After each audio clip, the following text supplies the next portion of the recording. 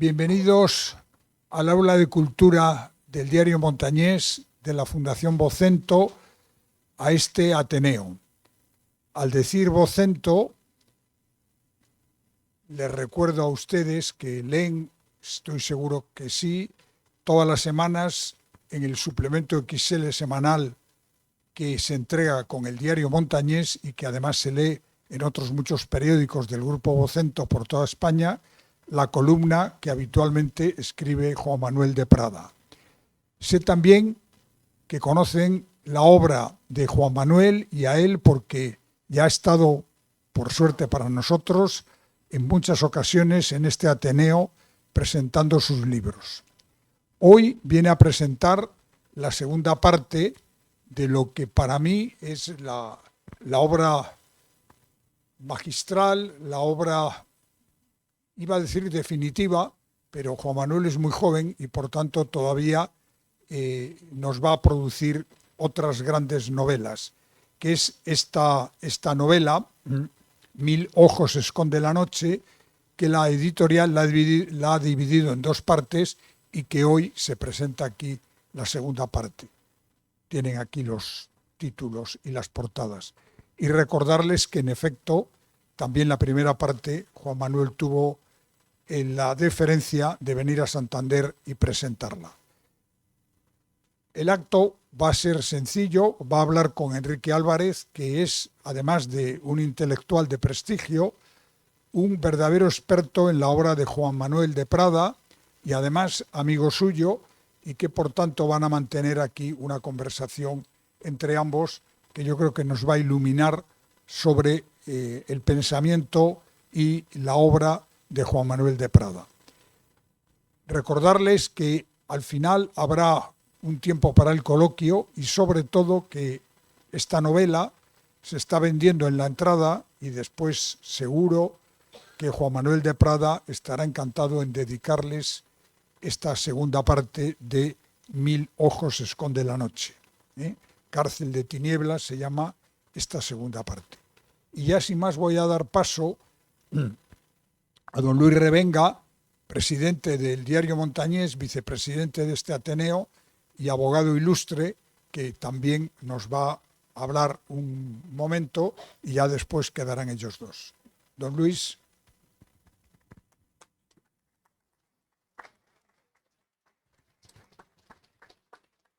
Buenas tardes.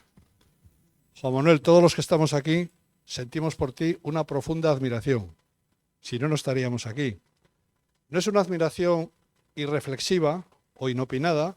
Como ves, somos todos personas adultas.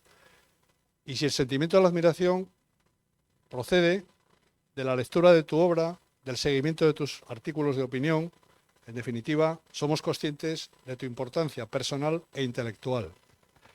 En el Diario Montañés de hoy se publica un artículo escrito por Enrique Álvarez, ya lo ha presentado Manuel Ángel Castañeda, como lo que es, gran escritor intelectual y muy amigo de Juan Manuel de Prada, que se llama Prada y los excesos necesarios, y en el que disecciona las dos facetas de Juan Manuel, la de escritor, la de comunicador y la de novelista. Hace uso, Enrique, de esta fórmula para destacar la enorme independencia y libertad con la que escribe Juan Manuel de Prada. No tiene ningún freno a la hora de expresar su opinión, acercándose muy mucho al derecho que quisimos diseñar los españoles cuando aprobamos la Constitución y hablamos e incluimos en el catálogo de derechos fundamentales la libertad de opinión.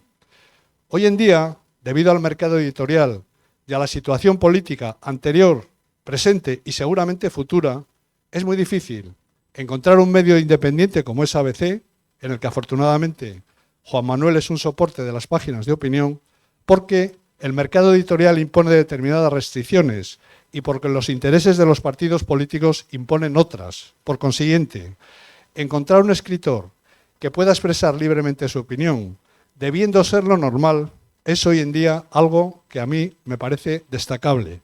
Evidentemente hay un equipo de periodistas de primerísimo nivel y de primerísima línea, igual que Juan Manuel, pero hoy nos toca hablarle.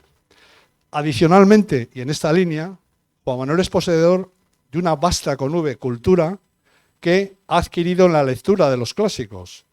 Hace poco, un domingo por la mañana que estaba yo despierto y despistado, veía en Televisión Española una entrevista a Juan Manuel en la que contabas a tu presentador que tuviste una larga temporada en Madrid cuando eras más joven que ahora, porque sigues siendo joven, en la que pasabas los días en la Biblioteca Nacional, a la que ibas a las 9 de la mañana y de la que salías a las 9 de la noche.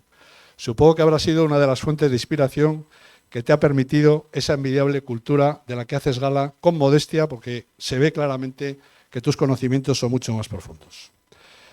Como novelista, si relatara o hiciera ahora una mención exhaustiva y detallada de la obra de Juan Manuel de Prada, estaríamos aquí 2 horas o 3 fácilmente. Por lo tanto, me voy a circunscribir a hacer un brevísimo comentario sobre la obra que presenta hoy.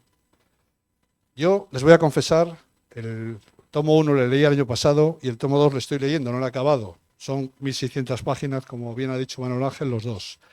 Pero hay veces que lloro de risa, no lo puedo evitar y confieso en alta voz que es así. Estoy leyéndolo con absoluta pasión. Me encanta el tema, me encanta la trama, me encantan los personajes. Es una lucidez y una brillantez en la exposición que a mí me produce un enorme y profundo placer que quiero destacar. Por supuesto que escribir esta novela no solo exige las cualidades que tiene Juan Manuel como escritor, sino conocer con una profundidad absolutamente exhaustiva a los personajes de los que habla, unos reales y otros ficticios, de los que yo me quedo, Juan Manuel, con Navales. Espero que Navales se jubile cuando acabe su destino en París, allá por 1944, que siga conviviendo entre nosotros y que le saques jugo, igual que a Velilla, igual que a Solms, igual que a Daranas, igual que a Rubanito, etcétera, etcétera. Por lo tanto, mis últimas palabras son animarte a que sigas haciendo lo que haces porque te necesitamos. La sociedad necesita personas como tú. Vamos a escuchar a Juan Manuel de Prada. Muchas gracias.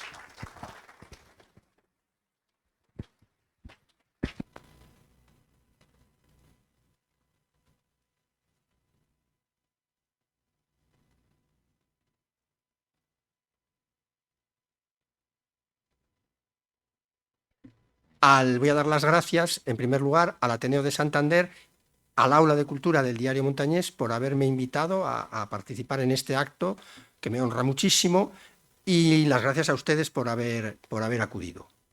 Y la mejor forma de darles las gracias es no darles luego la brasa, sino ir rápidamente al grano, a lo que tengo que decir. Ha hecho ya un juicio muy justo y muy orientativo Luis Revenga. Entonces yo no voy a repetir las cosas que él ha dicho y además tampoco voy a echar demasiado incienso, llenar esto de incienso, porque luego nos critican lo que nos critican por el incienso.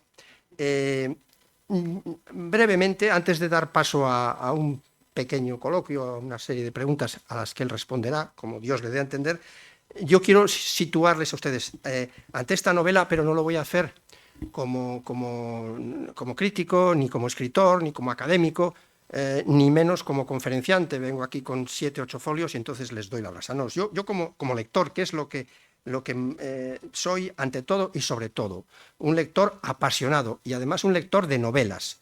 Aquí sí que tengo mucho... Puedo pecar de inmodestia porque considero que soy de las personas que más novelas grandes ha leído y por eso me permito juzgar y juzgo. Luego hablará él de esta novela en relación con otras obras suyas. Creo que no todos ustedes han leído la primera parte de la novela, por eso tengo que hacer una breve alusión para ponerles en contexto, pero es muy importante decirles que no son dos novelas, que no es una dilogía, como es la primera parte y la segunda parte del Quijote, que en realidad vienen a ser 2 novelas distintas. Esta es una sola novela, que se publica en 2 por razones prácticas, porque la editorial consideró que un volumen de 1600 páginas no se podía lanzar al mercado. En la primera parte, que me perdonen los que ya la han leído y la tienen muy presente, nos va contando, nos va narrando la vida de esta colonia española en el París de la ocupación alemana, entre 1940 y 1942, en los primeros años, en los años triunfales en que Alemania somete rápidamente a Francia, ocupa París y una parte considerable del país, y el resto queda sometido a un régimen completamente títere, cuyo presidente es el desdichado general Pétain. En esta primera parte vemos cómo el jefe de la policía, por decirlo así, Urraca, que controla esta comunidad española, España está bien tratada allí, la España vencedora, porque es aliada de los alemanes, y entonces hay muchos españoles que están allí exiliados, algunos por no tener cargos, pueden realizar cargos del régimen anterior, del régimen franquista, pueden realizar una vida más o menos libre. Entonces, el régimen les quiere controlar y más aún les quiere integrar. Entonces, el protagonista de la novela, que es un delegado de Falange en París, un personaje tremebundo, recibe la encomienda de manipular a toda esta gente para conseguir que colaboren en las actividades del régimen. En esta primera parte va narrando un montón de anécdotas de la vida de personajes muy ilustres. Ahí aparecen los principales, yo diría que son Gregorio Marañón, Picasso, aparece también el jefe, el embajador de España, Lequerica, el cónsul de París, en fin, y otros personajes, escritores y sobre todo artistas. La novela cuenta una serie de avatares en esta primera parte y en un momento dado pues llega a su fin. Parece que no ha pasado nada grande, nada novelesco, y aquí viene la segunda parte. La historia avanza y avanza muy rápido, se inicia el declive de Alemania, del nazismo, la situación en París se vuelve cada vez más dramática y en este clima la novela cobra unos tintes muy distintos. Pero además el hecho es que hablamos de un Prada que se ha documentado fabulosamente, que reconstruye unos hechos históricos con un gran conocimiento de la realidad de entonces, de aquella realidad, de aquellas circunstancias, pero además no es un trabajo solo de historiador, ni de intelectual, ni de analista, es un trabajo del ingenio, del novelista, del que crea, del que sabe crear una trama de ficción, aunque no parezca ficción, en la que entran en juego personajes como la propia Ana María Martínez Sagi, que está muy presente, y Victoria Kent. Victoria Kent tiene un papel enorme en este final de la novela. La novela se lee como una gran novela de intriga, esta segunda parte, con lo cual yo les estoy invitando a ustedes, a los que sean aficionados a las novelas de suspense, a las novelas de trama, esto que se llama ahora adictiva, que no se la pierdan. Es decir, que no estamos solo ante una novela formalmente brillante, históricamente muy bien basada, muy bien recreada, sino una gran novela de trepidante acción. Y luego viene la parte de fondo, la parte moral. De esa vamos a tratar después. De manera que yo les invito a que lean esta novela por su grandeza literaria, en mi opinión, grandeza máxima. Esto me lo pueden, lógicamente, discutir. Yo considero que con esta novela definitivamente Juan Manuel de Prada se consagra como el mayor escritor, y no digo narrador, digo escritor en general de la España actual, por encima de cualquier otro de su generación y de las generaciones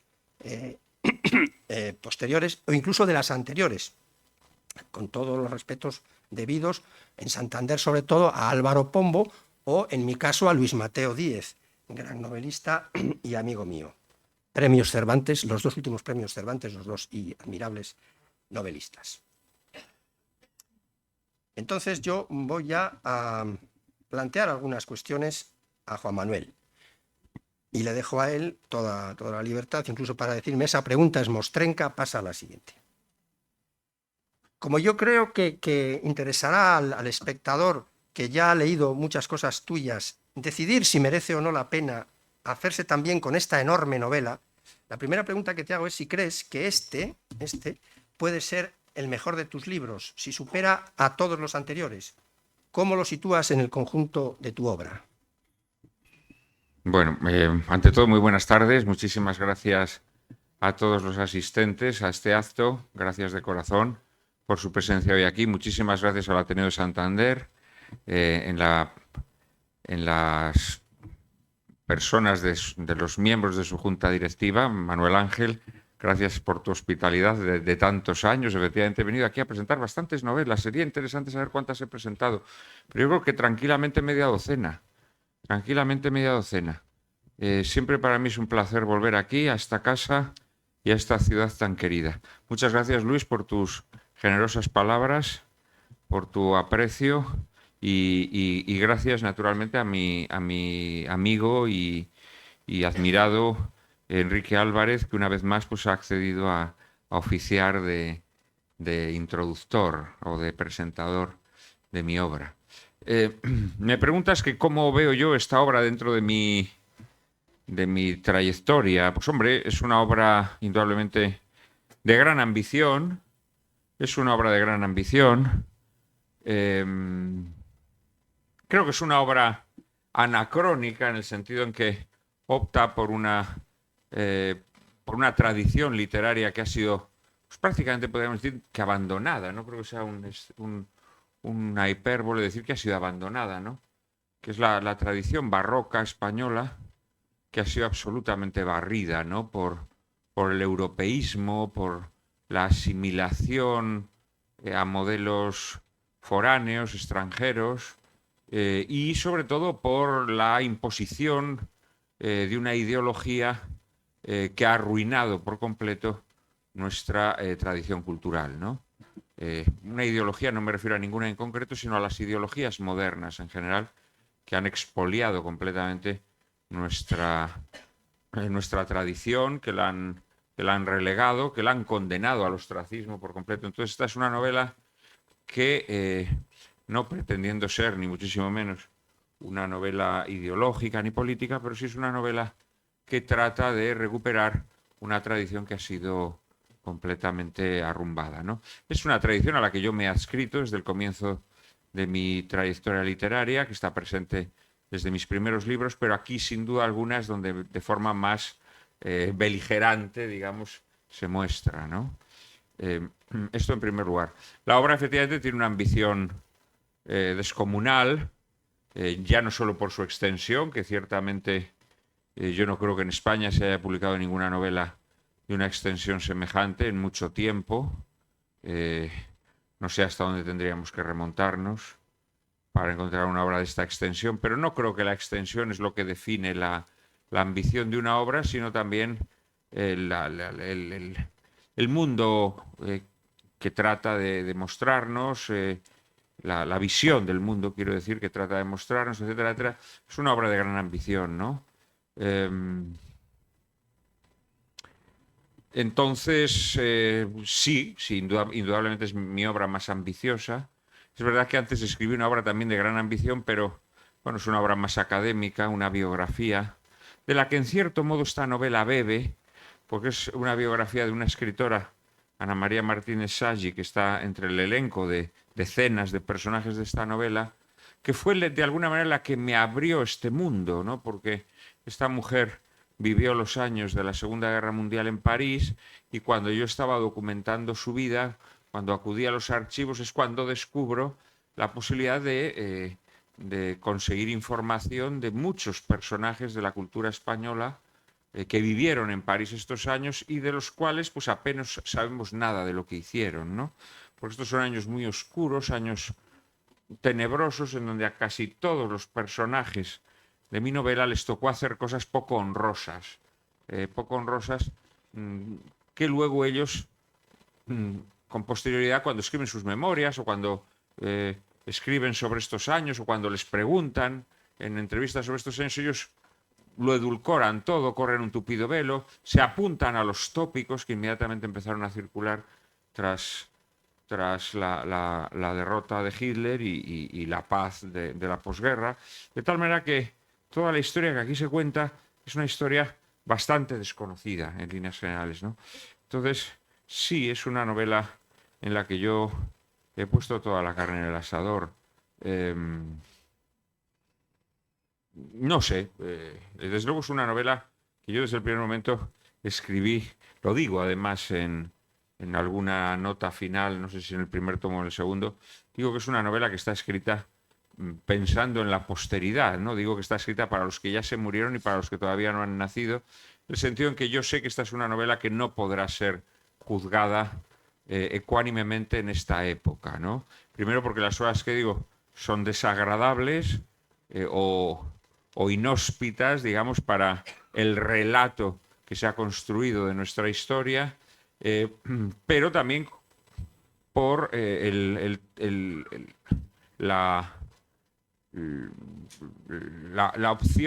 la escuela estética a la que este libro se apunta, ¿no? Que es, como decíamos antes, pues una escuela que ha sido totalmente postergada e incluso demonizada, ¿no? Esta es una novela que bebe en las aguas de nuestra literatura barroca, del esperpento, de una serie de escuelas y tendencias literarias que hoy están pues, poco menos que estigmatizadas, ¿no?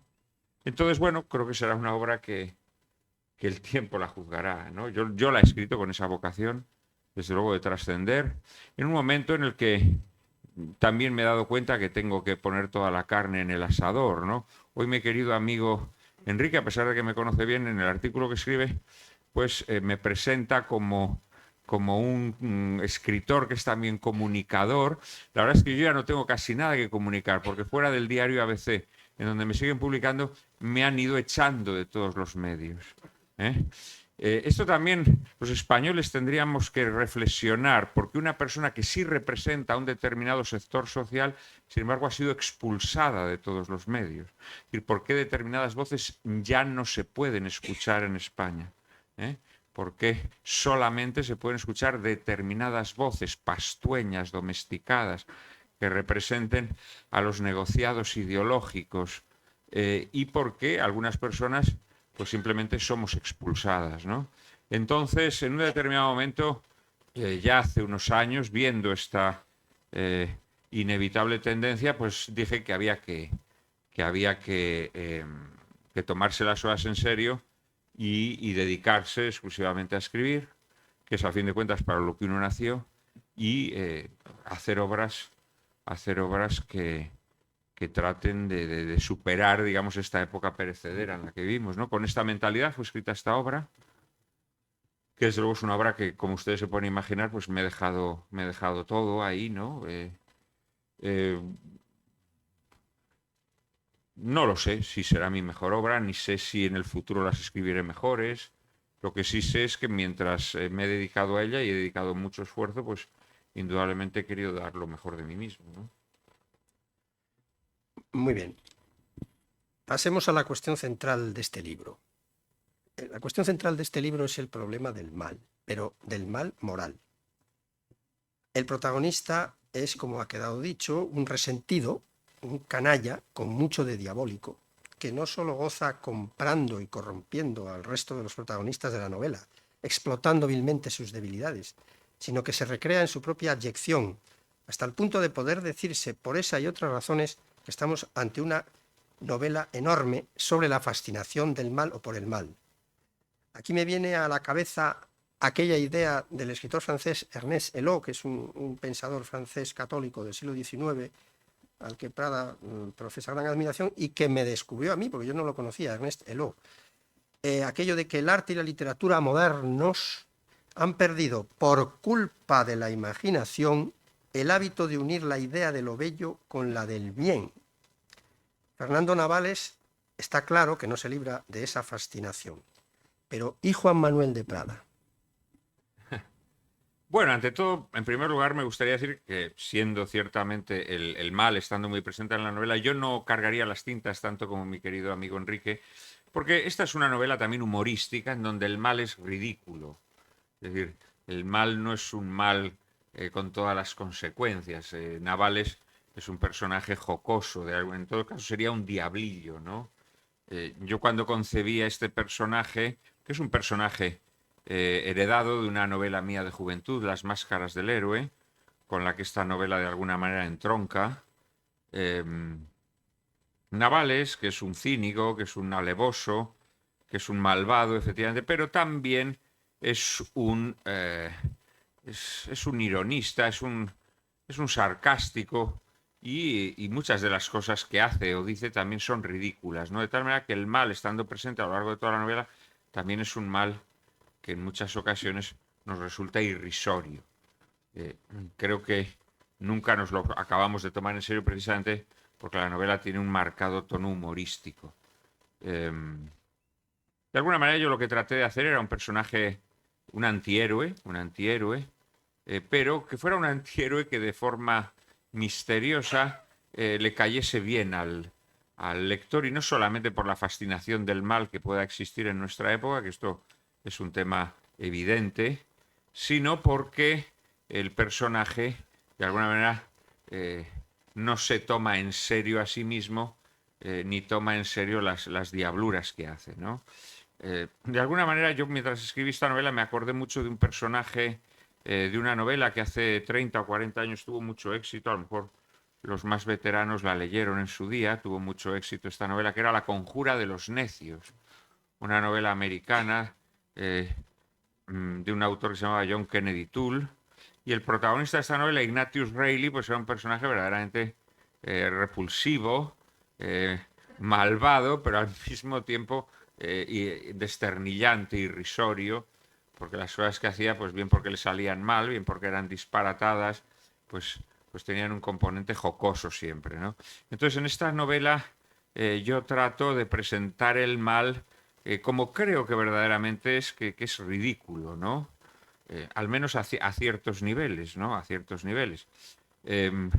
Navales es un resentido, es un malvado, pero no es no diría yo que sea un espíritu diabólico, ¿no?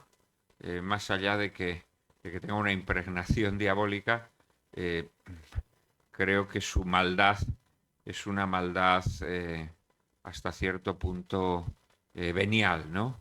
Y de hecho, en Navales, que también es un personaje completamente desquiciado, ¿no? Muchas de las cosas que hace o dice, pues, son verdaderamente demenciales, ¿no? Este componente desquiciado, pues, le va a llevar también a enfrentarse al mal que lleva dentro, de formas un poco estrafalarias, alucinadas, grotescas. Digamos que el elemento grotesco está siempre presente en la novela, ¿no? De tal manera que si en todo caso es un hombre maligno, pero tiene algo como de gárgola o de diablejo grotesco, de estos que aparecen esculpidos en los capiteles o en las gárgolas de una catedral gótica, ¿no? Y luego además en él hay una evolución, digámoslo así, ¿no? A medida que la novela avanza en esta segunda parte de forma muy marcada, hay una evolución que hace de alguna manera que, más allá de que el mal no salga triunfante, sino que nos tomemos una cierta distancia con la maldad del personaje, ¿no? Y que al final hasta podamos incluso tomarle cierto cariño, digámoslo así, ¿no? La palabra clave es evolución. Hay una evolución, hay un cambio. El personaje lleva camino de hacer grandes maldades y de hacer una última maldad terrible. No voy a hacer spoiler, anticipación o denudación. No voy a decir lo que pasa, pero sí puede decirse que el bien aparece de pronto. O no de pronto, pero aparece y hace de las suyas. Pero a mí me ha parecido que ese triunfo, esa aparición del bien que se produce en la segunda parte de la novela, o más bien ese reequilibrio entre el bien y el mal, tanto en el alma del protagonista como en el de otros personajes de la novela, es de signo claramente cristiano, católico, aunque no se explicite en el texto, aunque no haya ningún deus ex machina que lo cause. ¿Estás de acuerdo con ello? Sí, indudablemente, ¿no? Claro, bueno, esto es inevitable, ¿no? No voy a tratar estas cuestiones morales desde el punto de vista budista, ¿no? Te puedes imaginar, ¿no? Uno es hijo de su tradición e inevitablemente, sin duda, es así, ¿no? Em, la transformación del personaje de Naval es una transformación conflictiva. No se piensen ustedes que es un hombre que de repente se hace bueno, ¿no? Es un hombre que le cuesta mucho hacerse bueno porque tiene mala índole e indudablemente, pues, le cuesta y de hecho, pues tiene recaídas, tiene titubeos, tiene retrocesos y además, em, como decíamos antes, como es un personaje que está muy desquiciado, pues incluso en ese proceso en el que él toma conciencia del mal y se plantea dilemas morales, pues además es sacudido por visiones, por alucinaciones, por momentos de confusión, en donde no sabemos si lo que nos está contando es un delirio de su cabeza o es algo que verdaderamente está sucediendo, ¿no? O las dos cosas a la vez, ¿no? Que seguramente sea lo más probable, ¿no? Entonces sí, sin duda alguna, la redención que se cuenta en esta obra, pues sí, tiene una estirpe claramente católica, ¿no? Toda la novela, en realidad, es una novela católica en el sentido en que la visión del mundo, la visión de la naturaleza humana, de las debilidades humanas, eh, creo que está muy, muy marcadamente impregnada de la visión barroca, que es una visión católica, ¿no? Yo creo que toda la novela, indudablemente. Lo que pasa es que no es una novela que toque. Es una novela, es literatura profana, no es literatura religiosa, ¿no? Más allá de que el tema religioso pueda estar al fondo, la novela no hace reflexiones teológicas, ¿no? O al menos no de forma explícita, más allá de que se puedan extraer reflexiones de la misma, ¿no? Eh, sí, digamos que sin duda, sí, sí.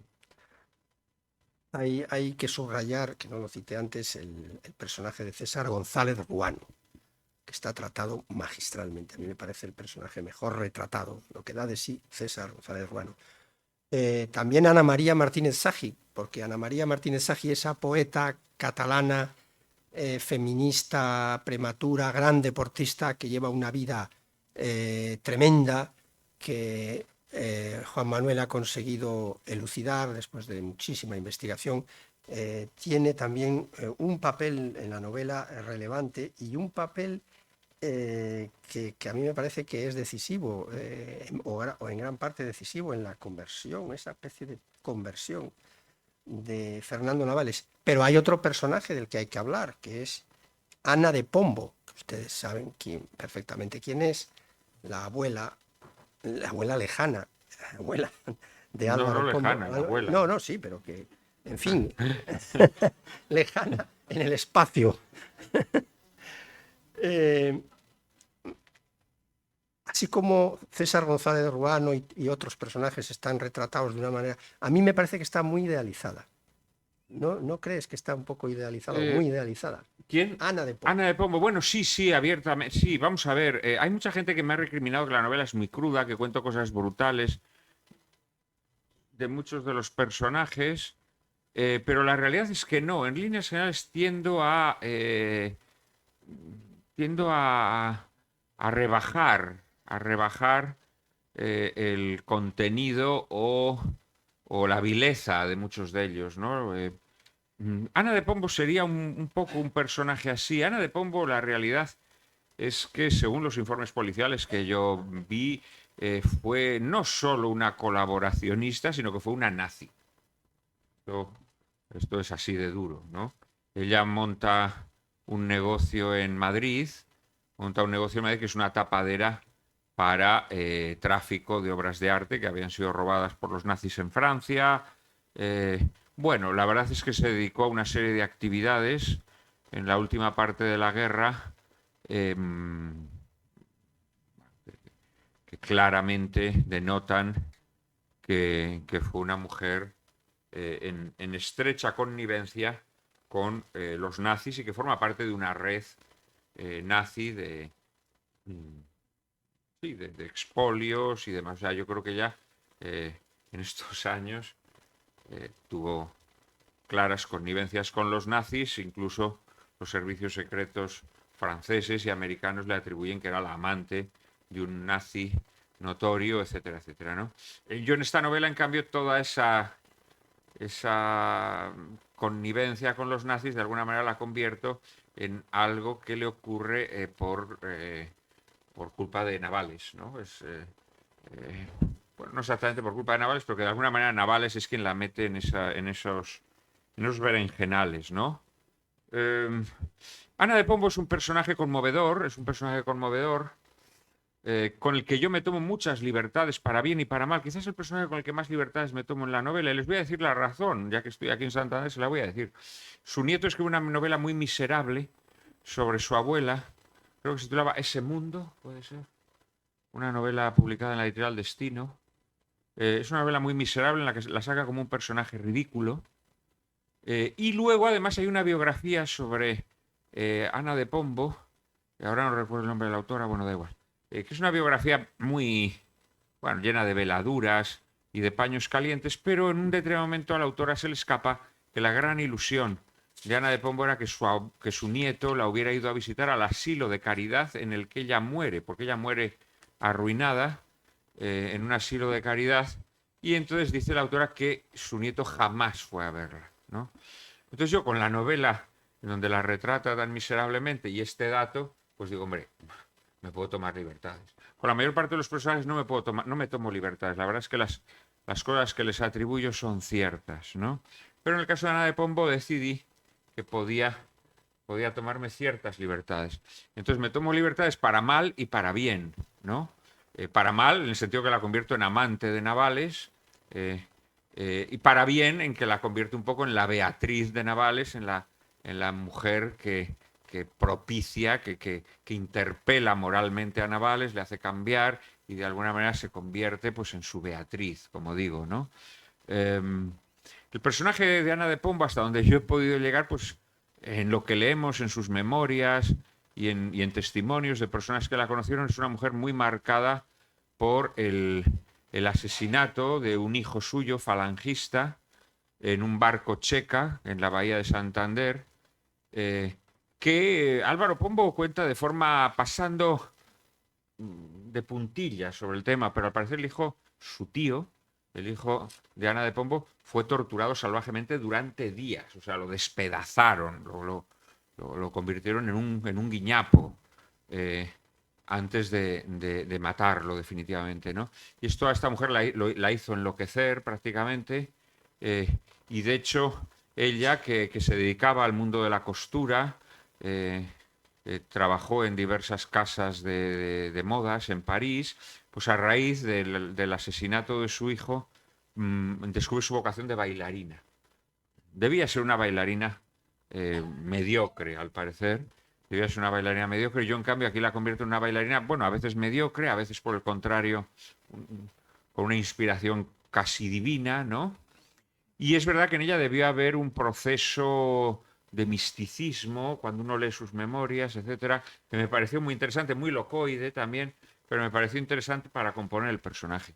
Y sí, en el personaje de Ana de Pombo me tomo muchas libertades y de alguna manera es casi como un elemento mágico en la novela, ¿no? Es un elemento pues casi como de agiografía de la leyenda áurea, ¿no? Pues una mujer que cuando baila, pues que parece que está en comunicación con los ángeles, etcétera, etcétera, ¿no? Me tomo libertades con ella para bien y para mal. Quizás sea el personaje con el que más libertades me tomo, pero por esto en concreto que señalo, ¿no? Con la mayor parte de los personajes, en cambio, las cosas que digo, las cosas algunas fuertes que digo, son cosas contrastadas documentalmente. Me he protegido mucho las espaldas. Con Ana de Pombo no me protegí porque, claro, si su abuelo la trata como un trapo, pues dices, perdón, su nieto la trata como un trapo, pues dices, oye, pues vamos a tomarnos ciertas libertades, ¿no? Yo creo que yo había señalado páginas brillantes. Pero es un personaje, por rematar, es un personaje positivo, o sea, en la novela es un personaje positivo. Ciertamente, como tú bien dices, es un personaje cuasi santo, ¿no? Con una beta mística rara, un poco locoide, pero sí es un personaje positivo.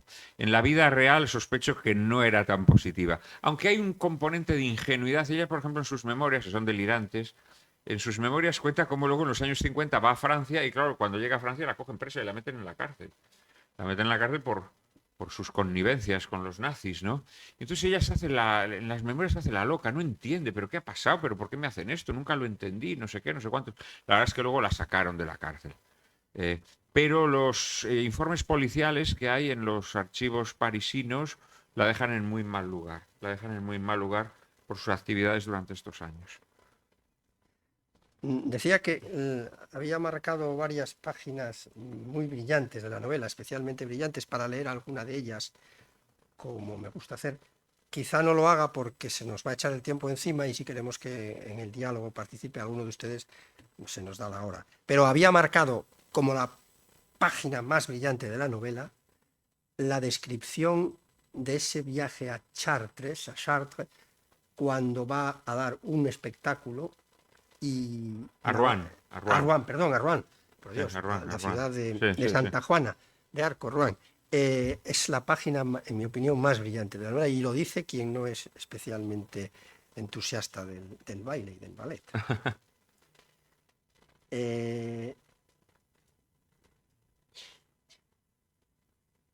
La narrativa actual, sobre todo la española, está dominada por el género de la ficción histórica y Mil ojos esconde la noche no escapa a este régimen, aun siendo una obra totalmente singular. Pero me gustaría preguntarte en qué aspectos, si es que los hay, podría diferenciarse esta novela tuya de las novelas históricas al uso, y hablo de las novelas buenas, porque las hay buenas y las hay muchas infumables.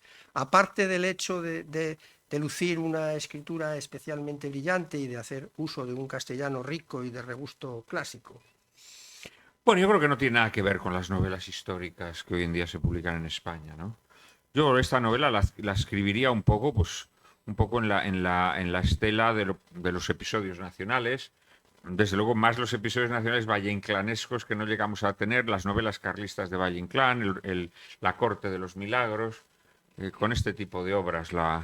Es una obra que más allá de que esté ambientada en una época pretérita, pues lo que trata es de alguna manera de desentrañar las falsificaciones de la historia y de alguna manera de ofrecer una mirada alternativa a la construcción de un relato sobre la historia española y europea, ¿no? Entonces no pretende ser una novela histórica tal y como se conciben hoy en día las novelas históricas, que a mi modo de ver pues están todas al servicio de la ideología reinante y que son pacotillas y mamarrachadas, ¿no? O sea, yo creo que lo que hoy en día se entiende por novela histórica son novelas grotescas en donde los arquetipos y los paradigmas de nuestra época son proyectados sobre el pasado, ¿no? Y entonces, pues de repente, hace poco vi yo una novela pues, de mujeres que combatieron en no sé dónde. ¿Qué coño? Las mujeres no combatían en ninguna parte. Dejémonos de tonterías, de mamarrachadas falsas, ¿no? Entonces, hoy en día hay una serie de paradigmas culturales que se tratan de proyectar sobre el pasado y casi todas las novelas son novelas que sirven a estos clichés ideológicos, por no hablar, bueno, pues de... A mí la novela histórica me parece un género despreciable, tal y como está hoy configurada, ¿sabes? Entonces, no, mi novela no creo que tenga nada que ver con eso. Yo me atrevería a decir que es una antinovela histórica en ese sentido, ¿no? Es verdad que lo que hoy tenemos es una degeneración de la novela histórica. Pero sí que es verdad que la novela histórica, incluso desde su nacimiento, ¿no? Incluso desde el romanticismo, que es cuando podríamos decir que surge la novela histórica, siempre es una novela que de alguna manera ha tratado de halagar los gustos del público, de los gustos más elementales del público, y por otra siempre ha sido un vehículo de infiltración y de contaminación ideológica, ¿no? Entonces, en este sentido, yo diría que esta es una novela un poco a la contra del género, ¿no? A la contra del género y muy notoriamente del género o subgénero devaluado en el que se ha convertido hoy la novela histórica. Paradójicamente, es una novela mucho más histórica que las novelas históricas, porque es una novela en la que efectivamente hay un trabajo de documentación en archivos, en hemerotecas, brutal. Por ejemplo, una cosa que hay en esta novela que creo que la hace valiosa y que a simple vista no se aprecia, pero muchos de los personajes de la novela hablan con sus propias palabras. Es decir, Ruano, Marañón, Mariano de Aranas, el corresponsal de ABC, muchas de las conversaciones que mantienen están hechas con frases tomadas de sus obras, de sus artículos. Y esto creo que le da a la novela una palpitación, que yo creo que esto es bastante novedoso en nuestra literatura, ¿no? Porque los personajes en nuestra literatura, en la novela histórica, hablan con palabras de nuestra época, ¿no? Mientras que en esta novela muchas de las cosas que los personajes piensan, muchos de los juicios que hacen sobre la guerra, sobre la situación del continente, de la situación del arte, de la literatura, son juicios de esa época y hechos por esos mismos personajes, ¿no? Entonces es una novela que nos sitúa mucho en el contexto histórico, ¿no? De hecho, una de las cosas que muchos lectores de la novela me han comentado es que la novela les da la impresión de que están viviendo con estos personajes, están participando de sus conversaciones. Creo que tiene que ver con esto, con este intento de recrear la época desde el pensamiento, la visión del mundo que se tenía en esa época. Desde la visión del mundo que se tenía en esa época. Este es un esfuerzo que yo creo que es muy evidente a lo largo de todo el libro, ¿no? Mismamente cuando hablan por el tema, por ejemplo, de los judíos. En esta novela se habla de los judíos de forma brutal, como hablaban en la época. Como hablaban en la época, ¿no? Pues, yo recuerdo una vez leyendo una novelita de Ruano, pues decía Ruano, refiriéndose a los judíos, decía, es que los hijos de Sión son también hijos de otra cosa. Es una frase brutal, que hoy en día sería escalofriante decirla, ¿no? Imagínense que cualquier persona escribe esto en la prensa. Bueno, pues en aquella época eso se escribía en la prensa, ¿no? En un momento dado, pues Ruanito lo dice en mi novela, ¿no? En general, pues muchos de los juicios que se hacen sobre esta cuestión o sobre otras muchas cuestiones están tomados de las palabras que estos escritores dejaron escritas, ¿no? Una pregunta corta y a lo mejor la mostrenca. ¿No temes o no te preocupa que el lector equipare o incluso confunda al malvado de Fernando Navales y a otros malvados con Juan Manuel de Prada? Bueno, esto desgraciadamente es una cosa contra lo que no se puede luchar, ¿no? Yo no sé si aquí les conté una anécdota sobre 3 cartas que yo recibí cuando escribí La Tempestad. ¿Se lo he contado alguna vez o no? No. Sí, vamos a ver, el lector o cierto tipo de lector tiende a confundir al escritor con sus personajes. Esto es algo demente. Yo les aseguro de verdad que los escritores cuando escribimos, indudablemente todos nuestros personajes, todas nuestras criaturas algo tienen de nosotros, algo, pero mucho menos de lo que el lector inocente se piensa. Con frecuencia apenas tienen nada. Un personaje es un amasijo de muchas cosas, ¿no? Unas gotas de la personalidad del autor, muchos elementos de otras personas a las que ha conocido, naturalmente muchos elementos puramente imaginativos, y con eso creas. La anécdota, cuando yo escribí la novela con la que gané el premio Planeta, La Tempestad, pues claro, esta es una novela que llegó a un público al que yo normalmente no llego, ¿no? Un público pues, que se lee una novela y la vive de una manera un poco inocente, digámoslo así, ¿no? Y entonces, en esta novela se contaban las tribulaciones de un joven profesor o aspirante a profesor, que era un hombre con poca experiencia de la vida y sobre todo con poca experiencia erótica, ¿no? Poca experiencia erótica, e inmediatamente allí en Venecia, que es donde transcurre la novela, pues mujeres,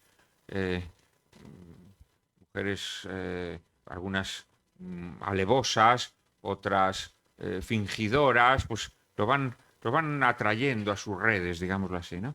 Entonces, pues yo recibí muchas cartas y recuerdo tres cartas en donde se producía esta confusión entre el personaje y el autor, ¿no?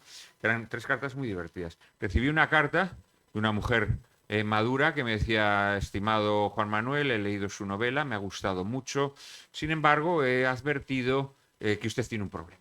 He advertido que usted tiene un problema, y es que, claro, usted ha sufrido muchas decepciones amorosas. Yo la verdad es que no había recibido demasiadas, entre otras razones porque tenía poca experiencia, la verdad, ¿no? Entonces tampoco podía tener muchas decepciones amorosas, la verdad.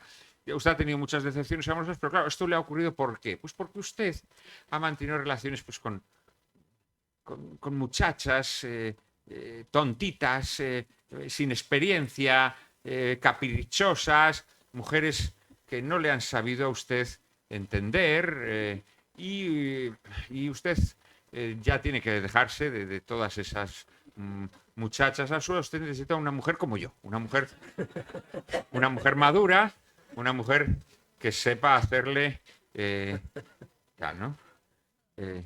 Luego recibí otra carta de una chica joven que me decía: estimado Juan Manuel, he leído tu novela, me ha encantado. Es verdad que he sufrido mucho con las tribulaciones de Alejandro Ballesteros, que naturalmente eres tú mismo.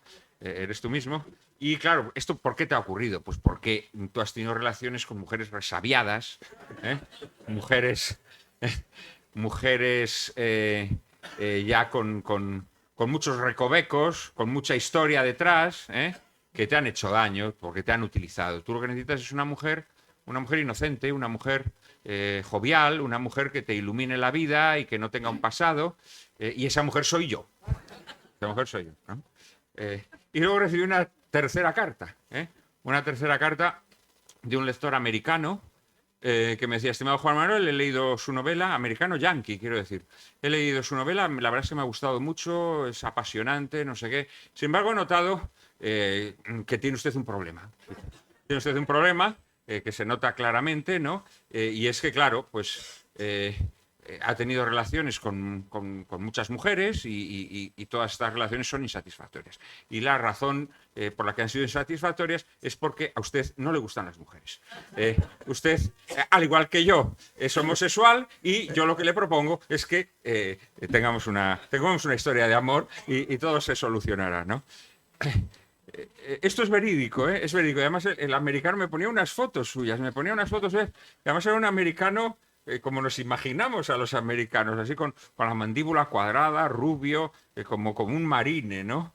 Quiero decir con esto que efectivamente esa tentación existe siempre. Es decir, cuando leemos una novela, de alguna manera le ponemos los rasgos al protagonista nuestro, o sea, del autor, pero no, la verdad es que Navales tiene muy poco de mí. Las cosas como son, ¿eh? Ojalá yo tuviera algo más de Navales en algún aspecto, no en el de su maldad, pero no, tiene poco de mí. Tengo que decirles honestamente que tiene poco de mí. En alguno de sus juicios puedo coincidir, en pocos, pero en alguno puedo coincidir. Ni siquiera, en lo que más puedo coincidir con él es en su juicio sobre Picasso, por ejemplo, ¿no? Pero no, yo no llego a ser tan impío, no llego a ser tan impío con Picasso como él, ¿no? A mí me parece un pintor totalmente sobrevalorado, pero no llegaría yo a admitir los juicios brutales que emite Navales. No, de alguna manera sí puede haber en Navales un componente como de: vamos a aprovechar que hemos hecho un personaje tan malo, que vamos a hacer que diga todas las burradas que no me atrevo a decir. Puede haber algo de esto, ¿no? Pero en líneas generales no, es un personaje que tiene poco de mí. Es un personaje de imaginación, fundamentalmente. Bueno, la pregunta tonta ha dado juego, ¿eh? Sí, hombre, claro que sí. No, Bueno. no es tonta, no es una pregunta tonta en absoluto. No es una pregunta tonta. Lo que pasa es que sí que es verdad que esto le ocurre a muchos lectores. ¿Sabes? Que tienden a identificar al narrador de una historia con el propio autor y con frecuencia no, porque cuando uno le da la voz a un personaje, como hago yo en esta novela, un personaje implicado en la historia que cuenta toda la historia desde su perspectiva, normalmente es mucho más normal que crees personajes que no tengan mucho que ver contigo. Normalmente esto es más habitual. No sé tú qué opinas, que tú también has escrito en primera persona. Sueles dar voz a personajes que no se parecen demasiado a ti. Efectivamente, pero yo sí tuve problema con una novela. Porque la gente identificaba al narrador con el autor, sí. claro, claro, sí, sí. Esto pasa mucho, ciertamente. Pero no, la realidad es que no. Bueno, tuve ese problema. El protagonista era un homosexual y mucha gente que leyó la novela pensó que Dio por hecho que ese tú lo era eras yo. también, claro. Sí, sí, esto pasa, desgraciadamente. Bueno, desgraciadamente no sé, no es la magia de la literatura, también no, desgraciadamente, también es hermoso que una persona que lea, de alguna manera, entra en un mundo que da por hecho que es el mundo del propio autor, ¿no? Es un mundo imaginativo que crea una persona, pero ese mundo imaginativo tiene una autonomía propia, ¿no? Y cuando configuras un personaje y organizas el mundo, la historia, a través de la voz de ese personaje, tienes que ser coherente con ese personaje y esa coherencia hace que el personaje sea parte de ti, ¿no? Esto es inevitable, claro. Sí, o sea que no tiene mucho de mí, la verdad, no tiene mucho de mí. No, aparte, él hace cosas que yo no hubiera hecho. Yo hubiera caído ante la tentación de Nana de Herrera, por ejemplo, ¿no? O yo qué sé, sí, creo que habría tomado otras soluciones distintas a las de Navales. Bueno, voy a hacerte una última pregunta, porque Ya estamos en tiempo de hay que dejar un descuento. margen. Sí, pero esta pregunta a mí me importa mucho. A ver. ¿Crees que el género novela tiene algún futuro al margen de lo que yo podría llamar la historietis, la dedicación al esclarecimiento y divulgación de sucesos de la historia o del presente? ¿No piensas incluso que, como proclamó hace no mucho un escritor poco célebre, la literatura narrativa va camino de convertirse, para su desgracia, en un subgénero del periodismo, en el sentido de que la inventiva y la calidad formal ya no cuentan? Bueno, esto es una pregunta de difícil respuesta. Pues yo no te sabría responder a ciencia cierta, eh, porque tengo pocas dotes proféticas. Sí es evidente, sí es evidente que la literatura, a mi modo de ver, está en un trance muy difícil. La literatura, tal y como la hemos entendido, tal y como desde hace siglos, al menos, sí, probablemente desde nuestro siglo de oro, durante 5 siglos, la literatura exigía o se le presuponía que tenía que tener unas cualidades estéticas que hoy en día es muy difícil que mantenga, porque paradójicamente, seguramente en la época más alfabetizada de la historia, cada vez hay menos gente capaz de disfrutar estéticamente de una obra literaria. Por razones diversas. En primer lugar, porque es un plan premeditado de destrucción social que viene desde la educación, pero también por la invasión tecnológica, la invasión audiovisual. Esto está fomentando que cada vez haya menos personas que puedan entender un esfuerzo literario. A mí me ha ocurrido, incluso con mis editores, que me han preguntado, oye, pero aquí ¿qué quieres decir? Simplemente porque ya su mente ya no puede entender una imagen literaria. Ya no puede entender una imagen literaria. A mí personas supuestamente cultas me han preguntado en concreto por imágenes literarias que yo utilizo que le resultan incomprensibles. O sea, es como si estuvieran leyendo chino, no lo entienden. Recuerdo una cosa que me llamó mucho la atención. En un momento dado digo que una fuente tenía un chorrito prostático. Y había varias personas que habían lucubrado lo que quería decir con esto. Esto me llamó mucho la atención. Me llamó mucho la atención. Y ya hay personas, sobre todo personas de las últimas generaciones, cuya comprensión lectora no incluye el lenguaje figurado.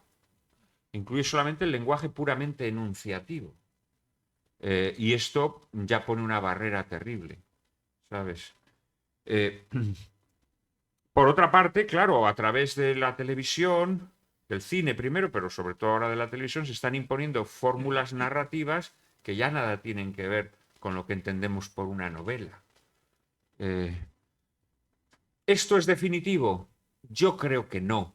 Yo creo que habrá un momento, como ha ocurrido en otras fases de la humanidad, en que ante el barranco pues hay alguien que dice no nos vamos a suicidar, vamos a retroceder y vamos a recuperar ciertas cosas que hemos tirado por la borda.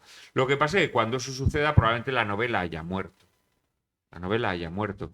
Pero no creo que la necesidad que tiene el ser humano de concebir mundos imaginarios muera nunca, ¿no? Entonces, yo creo que la novela se regenerará en otra cosa que no sabemos lo que es.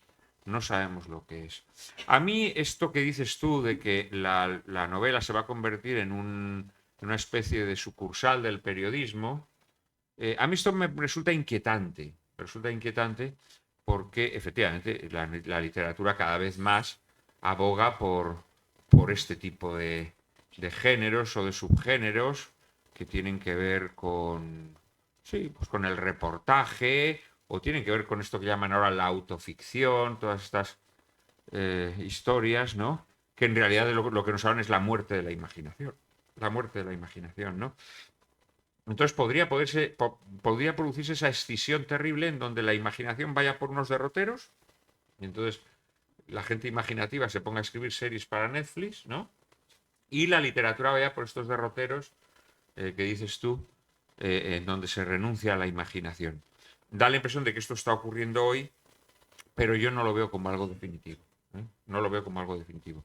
Pero sí es verdad que hoy en día están ocurriendo cosas. Están ocurriendo cosas.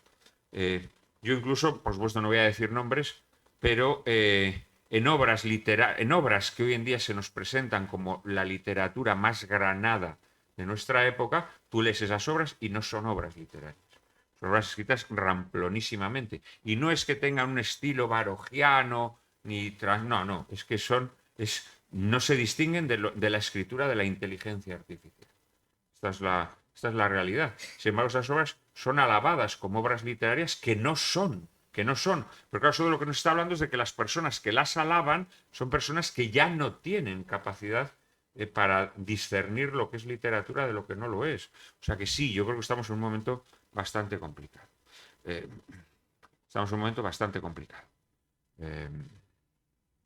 Si a eso sumamos un proceso degenerativo social, que yo creo que es muy evidente, sobre todo me atrevería a decir entre la gente conservadora y de derechas. La ideologización de nuestra sociedad hace que cada vez más personas ya no puedan disfrutar de la literatura. Esto parece misterioso, pero es así. Es decir, la ideologización monstruosa que padecemos en nuestra sociedad, que es incomparable a la de ninguna otra época, en donde las cuestiones políticas y el enfrentamiento que estas cuestiones provocan en la sociedad es cada vez más absorbente, cada vez dedicamos más tiempo de nuestra vida a estas trifulcas, cada vez hay menos personas capaces de disfrutar de la literatura, porque cuando leen un libro buscan también alimentar toda esta pseudo religión que es la ideología, ¿no? Entonces, cada vez hay menos personas capacitadas para disfrutar de la literatura. A mí, por ejemplo, una cosa muy interesante que me han dicho los editores, ¿no? Es que en España la gente de derechas compra muchos más libros que la gente de izquierdas. Pero los libros que compra la gente de derechas son libros aliterarios. Esto es muy interesante, por ejemplo, ¿no? Y esto tiene que ver con la desecación de ciertas facultades del alma propias del mundo en el que vivimos, ¿no? Entonces sí, yo creo que hay una serie de factores que conspiran contra la literatura, pero que no creo que sean definitivos, porque yo creo que esta época se agotará. De hecho, yo creo que estamos rozando su agotamiento y de ahí surgirá otra cosa, ¿no? Y el desprecio que hay hoy en día hacia las humanidades en serio, quiero decir, ¿no? Pues ese desprecio yo creo que será rebatido y habrá cambios. Ahora, que en medio de esos cambios la literatura o los géneros literarios pues cambien, esto sí es posible. Esto sí es posible. Bueno, eso se llama virtud de la esperanza. Efectivamente. Yo voy a terminar esta presentación con un juicio rápido, sumario. Yo creo que Juan Manuel de Prada con esta novela ha hecho la cuadratura del círculo. Ha conseguido que un libro, una novela sumamente culta, sumamente bien escrita, sumamente seria de contenido, honda de contenido, sea a la vez una novela para lectores de novela, una novela que ofrece las emociones, las tensiones, los estremecimientos propios de las novelas de intriga, de las novelas de siempre. Conseguir esto en una sola obra verdaderamente es singular. Y nada. Ahora, Te lo agradezco, amigo. También te diré una cosa que he aprendido yo con esta novela. Esta es una novela, evidentemente, a la contra de todo. Es decir, una novela de 1600 páginas, una novela muy barroca, una novela que a priori pues es una novela que no tiene posibilidades comerciales, ¿no? Bueno, pues te voy a decir que el primer volumen de esta novela es mi libro más vendido en muchísimo tiempo. Es el libro que más he vendido en los últimos 20 años, ¿sabes? Es verdad que el éxito de esta novela me ha generado mucha animadversión, ¿no? Entonces la segunda, el recibimiento ya ha sido totalmente distinto, ¿no? Es decir, quienes si quieres, ingenuamente alabaron la novela, ahora han callado, ¿no? Pero, curiosamente, la realidad es que una novela que lo tiene todo en contra, por su extensión, por su tema, por su tratamiento, por la tradición literaria a la que se suma, etcétera, etcétera, pues ha sido mi libro más vendido. Entonces, quiero decir también con esto que, a pesar de que los manipuladores sociales están consiguiendo moldearnos de una determinada manera, pues siempre hay algo imprevisible, ¿no? Y que tratar de seguir las modas literarias no conduce a nada, no conduce a nada. El escritor tiene que crear en libertad aquello que considere que tiene que hacer y punto. Y debe olvidarse de lo que está de moda, lo que no está de moda. Por otra parte, se dicen muchas majaderías. Por ejemplo, una cosa que circula mucho es que las novelas hoy en día, que la gente pues que no tiene tiempo para leer y que las novelas tienen que ser cortas. Yo no sé si la gente tiene tiempo o no tiene tiempo para leer, pero si a una persona una novela le gusta, no quiere que sea corta. Quiere que no se termine, ¿no? Si te gusta la novela, ¿por qué vas a querer que la novela tenga 200 páginas? No, mucho mejor que tenga 1000, ¿no? Yo creo que esto es una leyenda que han soltado los editores, ¿saben? Esta novela cuesta 25 euros. No sé si quien la vende afuera hace descuento o no, eso lo ignoro. Pero vamos, cuesta 25 euros, algo menos, 24 euros, no sé cuánto, ¿no? Si esta novela en vez de 800 páginas tuviese 200, costaría 20 euros. Entonces, claro, si esta novela tuviera 200 páginas, o sea, si yo hubiera escrito 4 novelas de 200 páginas, el editor podría ganar 80 euros. 80 euros. Así solo puede ganar 25, porque si pusiera 80 euros nadie la compraría, porque hay unos límites psicológicos a la hora de pagar un libro. Entonces, realmente al que le fastidia que las novelas sean largas es al editor. Esta es la realidad. Porque yo digo al lector, bueno, el lector leerá poco o mucho, pero si un libro le gusta, ¿por qué va a querer que sea corto? No lo entiendo por qué va a querer que sea corto, ¿entiendes? Entonces yo creo que hay una serie de tópicos, de convenciones que aceptamos que son falsos, un libro gusta o no gusta, y si gusta, ¿por qué va a querer la gente que sea corto? Aparte, cada libro tiene su extensión. Esta es una novela con muchísimos personajes, cada personaje tiene su historia, y entonces es una novela que fue concebida como una novela, digamos, muy arborescente, ¿no? Una novela frondosa desde su misma concepción. Seguramente si lo hubiera escrito en 200 páginas sería una birria. Y cuando uno tiene una historia que es para 200 páginas, si la convierte en una novela de 1600 páginas, pues también va a ser una birria. Yo creo que todo tiene su medida, ¿no? Todo tiene su medida. En cualquier caso, creo que la dedicación artística, la dedicación literaria, tiene que ser siempre necesariamente una dedicación a la contra de los tiempos. Esta es lo que yo he aprendido, ¿no? Uno tiene que esforzarse por no ser un hijo de su tiempo, ¿no? Decía Chesterton que se había hecho católico para liberarse de la degradante esclavitud de ser un hijo de su tiempo. Yo también esto lo extendería a mi vocación literaria, ¿no? Yo me hice escritor para liberarme de la degradante esclavitud de ser un hijo de mi tiempo. Entonces, pues he escrito una novela de otro tiempo, ¿no? Pero para eso estamos aquí, ¿no? Para trascender este tiempo. Esa es la misión que tenemos todos los seres humanos, ¿no? Así que, bueno, pues si tienen ustedes alguna pregunta, con mucho gusto les responderé. Muchas gracias.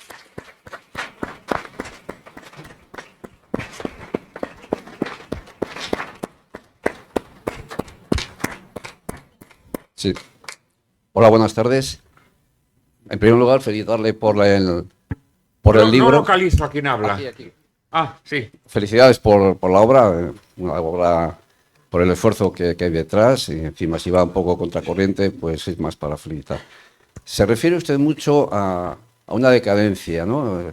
Yo le escucho en emisoras de radio y demás. No me puedo escuchar en ninguna porque ya Bueno, en Onda Cero hasta hace poco. En Onda Cero tengo una seccioncita Sí, ahí bueno. guadianesca de vez en cuando. Vale. Sí. Pero bueno, también aquí, ¿no? Se ha referido a una decadencia espiritual, una decadencia, yo creo que incluso intelectual. Y entonces parece que está remitiéndose continuamente a alguna especie de Arcadia pasada, más fructífera, más interesante, ¿no? Entonces, la pregunta es, ¿puede situar aquí en España, por ejemplo, esa época que usted añora, dónde se podría situar? No, yo no tengo añoranza. Honestamente no tengo añoranza. Yo creo que hay una decrepitud no solo en España, sino en Occidente, que yo creo que es evidente, ¿no?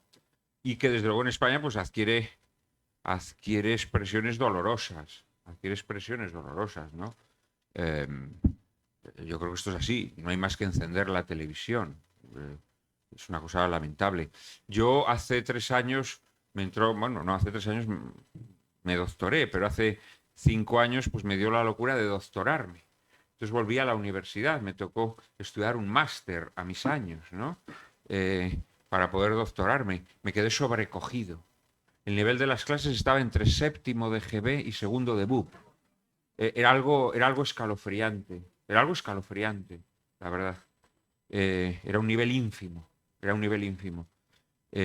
Yo me acuerdo en una clase fue algo tremendo, ¿no? En donde eran ahora no se dice licenciados, se dice graduados en filología hispánica, ¿no? Entonces, en un momento determinado, el profesor pues dice, porque los incunables, no sé qué, y entonces levanta un chaval la mano y dice, ¿qué es un incunable? Un graduado en filología. Es decir, la ruptura que ha habido con el saber heredado es algo de una magnitud que no podemos ni imaginarnos. Entonces, no, yo no es que añore ninguna época en concreto, lo que pasa es que pienso que estamos entrando en una época oscura, en una edad oscura, en donde la ruptura de todos los vínculos, entre ellos los vínculos con una tradición cultural, nos va a arrojar a la noche. O sea, nosotros estamos navegando hacia la noche. Pero no es que tenga añoranza de ninguna época. No tengo añoranza de ninguna época.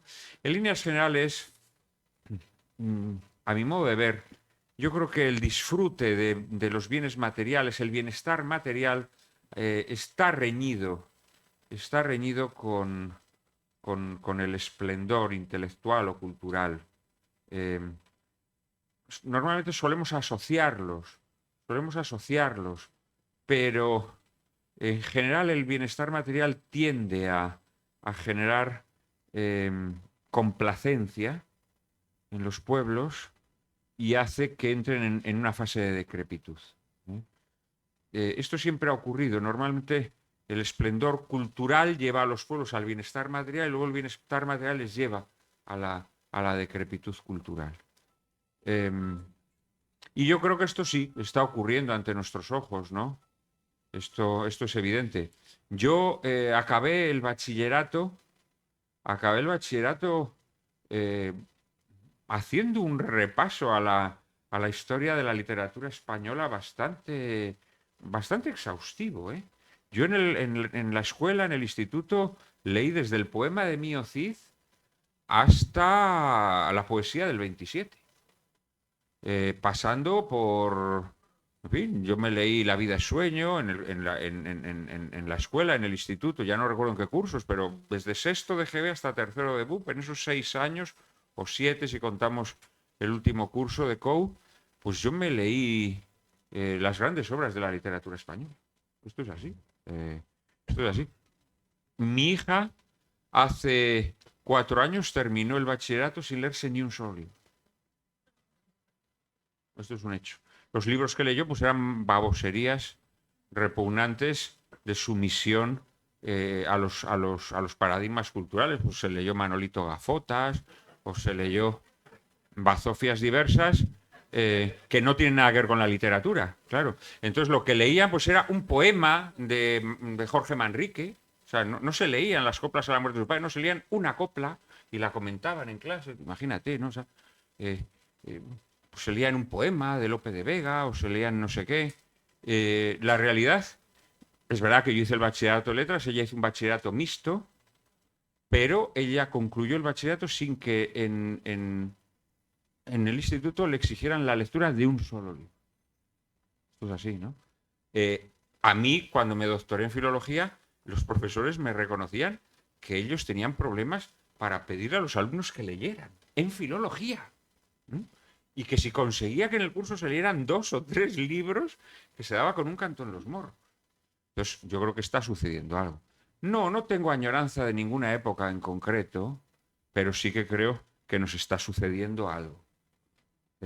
Y creo además que esto es una operación diseñada para embrutecer a la sociedad, para desligarla de una tradición cultural y para corromperla. Yo creo que esto es así. Y esto, yo creo que en todos los órdenes tenemos pruebas constantes, ¿no? Tenemos pruebas constantes de este proceso. ¿Esto significa que nos vayamos a despeñar? No, como he dicho antes con Enrique, yo creo que el ser humano al final de alguna manera se rebela contra la degradación y surgen impulsos nuevos de renovación que hacen que determinados errores que se cometieron pues se reparen, ¿no? Y esto ha ocurrido en otras épocas de la historia. La época más evidente pues es con la caída del Imperio Romano, ¿no? Pues eso que llaman las edades oscuras, pues es evidente que fue una ruptura con la tradición que se subsana, pues gracias a que hubo unos pocos que no rompieron, mantuvieron la llama encendida y consiguieron recuperar esa tradición, ¿no? Esto es como yo lo veo. Pero honestamente creo que no es una cosa que admita demasiada opinión. Quienes tratan de rebatirlo, pues dicen que claro, bueno, pero que ahora pues que hay otras ramas del saber en las que se ha avanzado más. Pero el saber tecnológico o incluso científico desligado de una tradición cultural es un saber que puede incluso deshumanizarnos, que yo creo que es algo también que está ocurriendo en nuestras sociedades, ¿no? ¿Alguna pregunta más?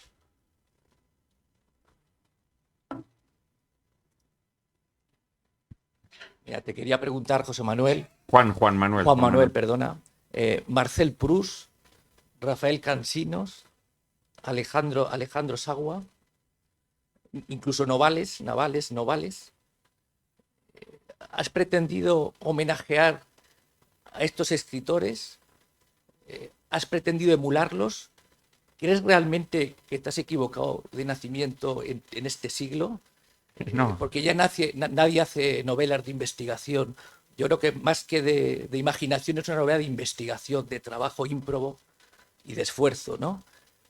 ¿Realmente te has equivocado de siglo o has pretendido a estos antihéroes que yo te he mencionado emularlos, homenajearlos, que los conozca?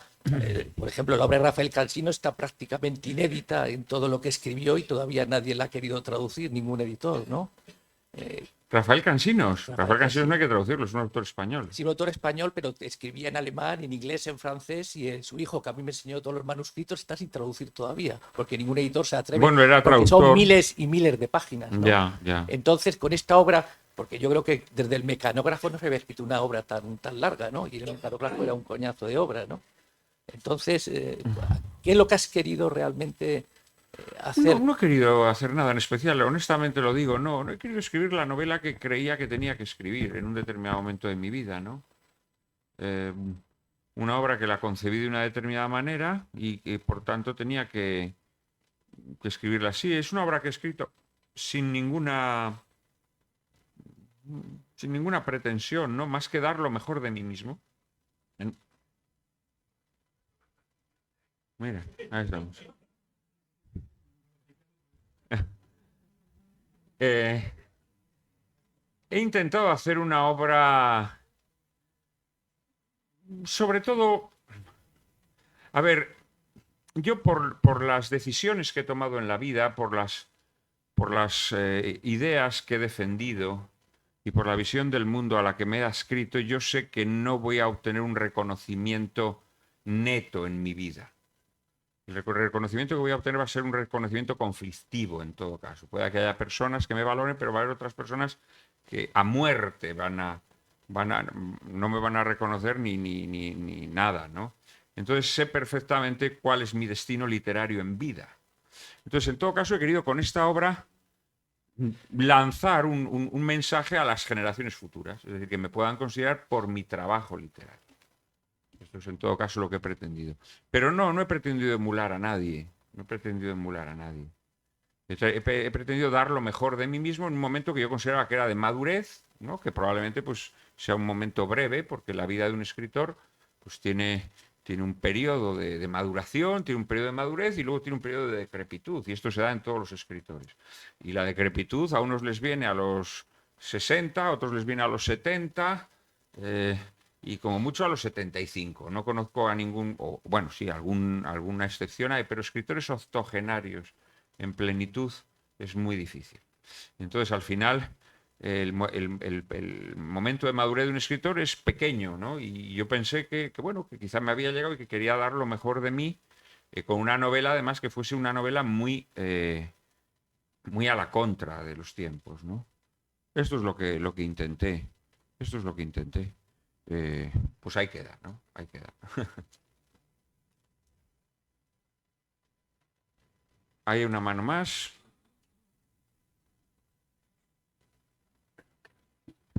Última pregunta ya. Sí.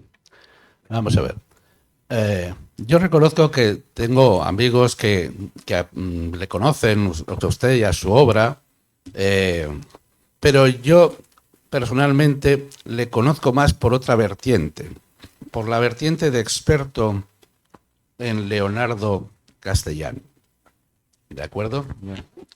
Y entonces tengo la sensación personal de que su presencia hoy aquí, en como usted dice, este periodo un tanto singular, pues tiene un objetivo también un tanto especial desde la perspectiva de Castellani. ¿De acuerdo? Y voy a ilustrar este hecho porque me llama la atención, por ejemplo, ¿no? La casualidad o la semejanza entre los nombres de su personaje principal,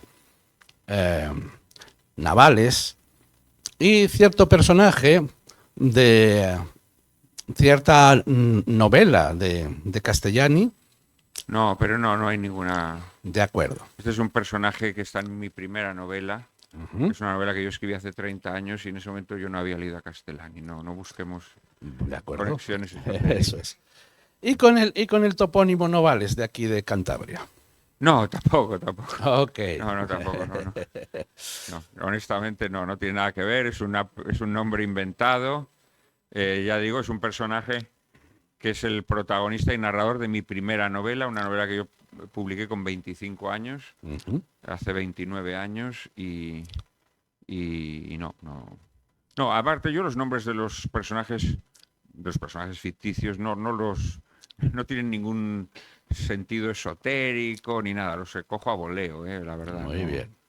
No hay ninguna intención oculta ni críptica, la verdad. Otra pregunta, porque esta pregunta ha sido un poco... ¿Hay alguna otra pregunta? Aquí un caballero.